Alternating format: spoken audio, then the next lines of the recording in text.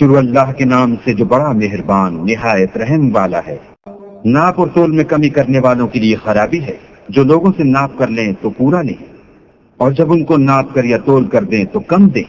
کیا یہ لوگ نہیں جانتے کہ اٹھائے بھی جائیں گے، یعنی ایک بڑے سخت دن میں، جس دن تمام لوگ رب العالمین کے سامنے کھڑے ہوں گے۔ سن رکھو کہ بدکاروں کے اعمال سجین میں ہیں، اور تم کیا جانتے ہو کہ سجین کیا چیز ہے؟ ایک دفتر ہے لکھا ہوا۔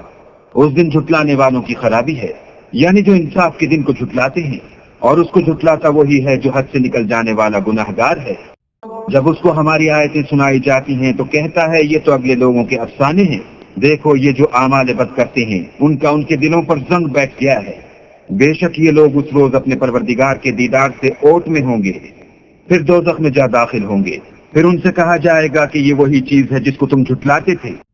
یہ بھی سن رکھو کہ نیکوکاروں کے اعمال علیین میں ہیں، اور تم کو کیا معلوم کہ علیین کیا چیز ہے؟ ایک دفتر ہے لکھا ہوا جس کے پاس مقرب فرشتے حاضر رہتے ہیں۔ بے شک نیک لوگ چین میں ہوں گے، تختوں پر بیٹھے ہوئے نظارے کریں گے، تم ان کے چہروں ہی سے راحت کی تازگی معلوم کر لو گے۔ ان کو شراب خالص سربہ مہر پلائی جائے گی، جس کی مہر مشک کی ہوگی، تو نعمتوں کے شائقین کو چاہیے کہ اسی سے رغبت کریں، اور اس میں تسنیم کے پانی کی آمیزش ہوگی۔ وہ ایک چشمہ ہے جس میں سے اللہ کے مقرب پئیں گے۔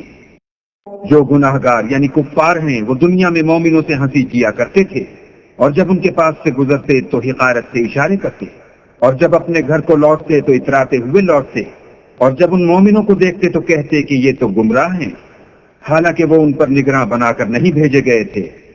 تو آج مومن کافروں سے ہنسی کریں گے، اور تختوں پر بیٹھے ہوئے ان کا حال دیکھ رہے ہوں گے، تو کافروں کو ان کے عملوں کا پورا پورا بدلہ مل گیا۔